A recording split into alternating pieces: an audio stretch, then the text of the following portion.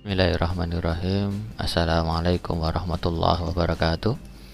Bapak Ibu yang luar biasa hebat, selamat siang semuanya. Semoga kita senantiasa dalam kondisi sehat walafiat dan dalam lindungan Allah Subhanahu wa taala. Pada kesempatan siang hari ini Bapak Ibu, saya akan membuat tutorial tentang pengenalan kelas notebook pada Microsoft Teams atau Microsoft Office 365. Kali ini saya masuk di Microsoft Teams saya Bapak Ibu, seperti ini. Jadi untuk pembuatan kelas notebook atau buku catatan siswa, buku catatan digital itu sangat mudah. Silahkan masuk di kelas Bapak Ibu, salah satu kelas Bapak Ibu ya, seperti ini. Ini kebetulan saya memilih untuk kelas administrasi sistem jaringan kelas 11. Nah, mudah saja langsung menuju pada kelas notebook ya. Ini komentar belajar di kelas saya Ibu ya, jadi nggak perlu diperhatikan. Kemudian langsung saja masuk di kelas notebook, akan tampil seperti ini. Langsung saja masuk di setup OneNote class notebook, silahkan diklik, kemudian pilih blank notebook ya.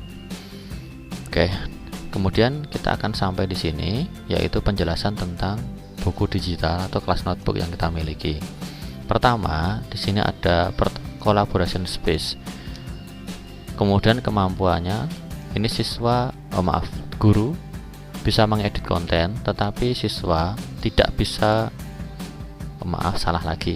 Siswa bisa mengedit konten, guru juga bisa mengedit konten. Jadi untuk collaboration space ini bisa kita gunakan sebagai media pembelajaran interaktif yang langsung bisa kita koreksi. Misal siswa mengerjakan tugas, langsung kita perbaiki, langsung kita koreksi, siswa juga bisa langsung memperbaikinya. Jadi siswa bisa mengedit, guru juga bisa mengedit Bapak Ibu. Kemudian kita lanjutkan di konten selanjutnya, yaitu content library.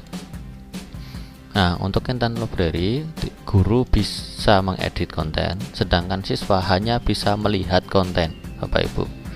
Jadi untuk siswa yang hanya bisa melihat, berarti untuk content library bisa kita gunakan sebagai modul atau media pembelajaran sebagai materi Bapak Ibu.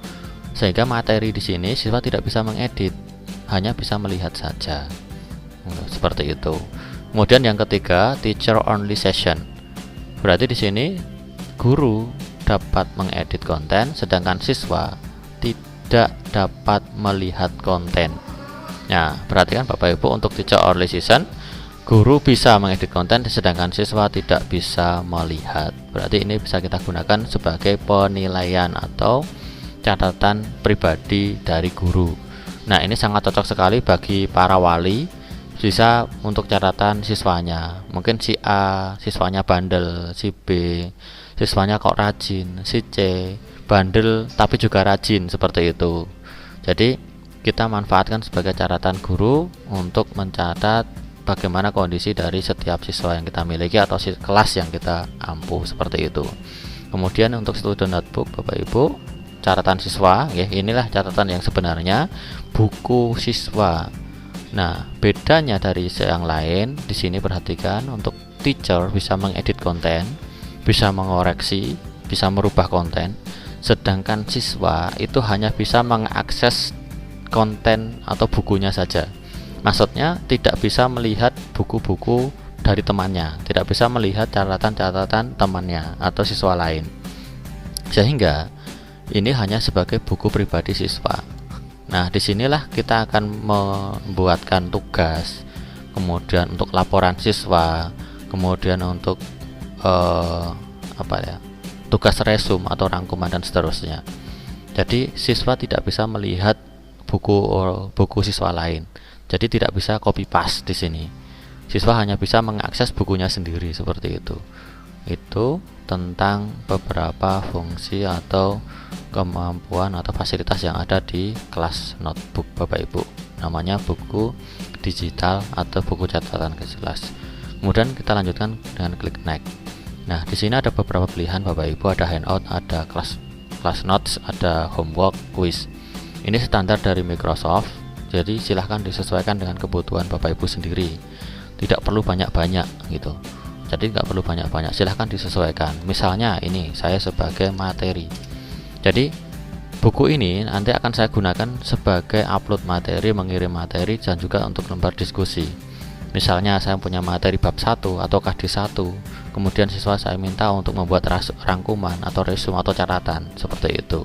Jadi di sini khusus untuk materi. Kemudian yang kedua di sini tugas misalnya itu. Jadi di sini khusus nanti untuk penugasan Bapak Ibu.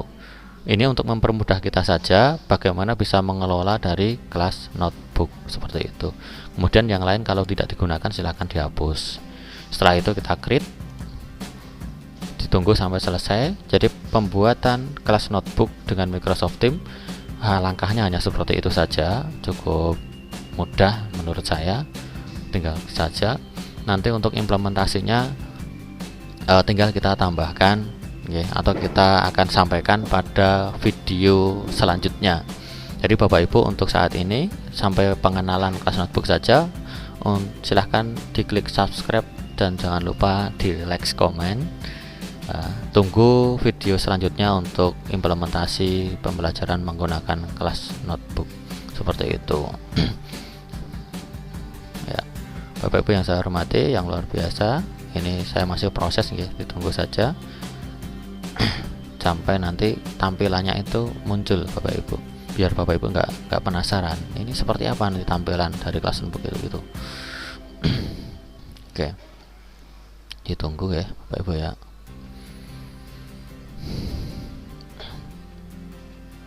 Ya, sudah proses ini.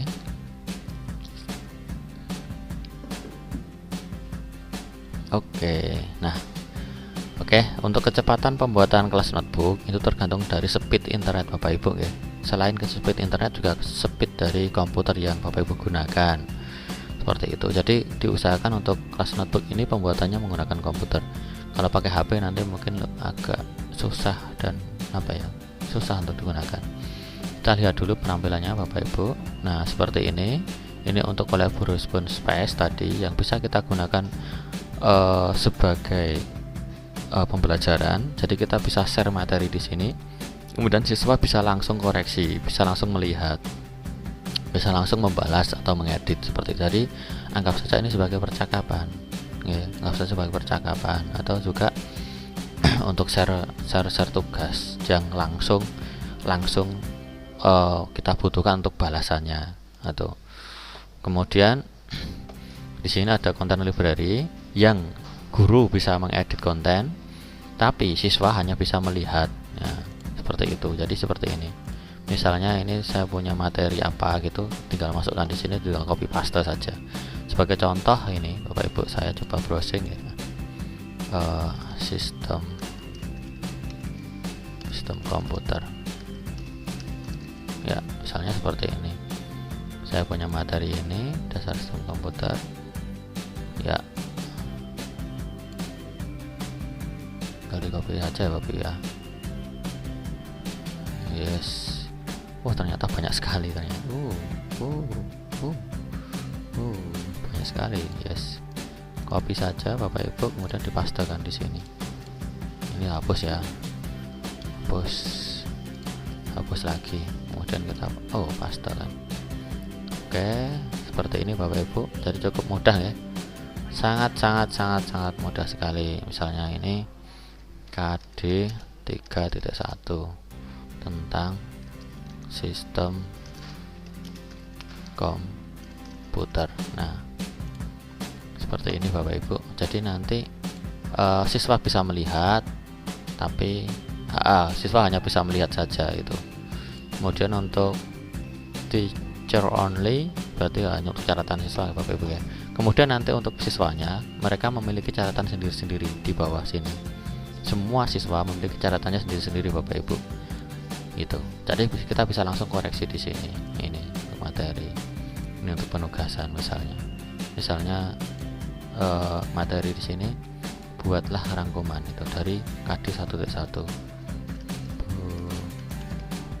Buatlah rangkuman dari materi KD 3.1 sistem komputer ya, seperti ini.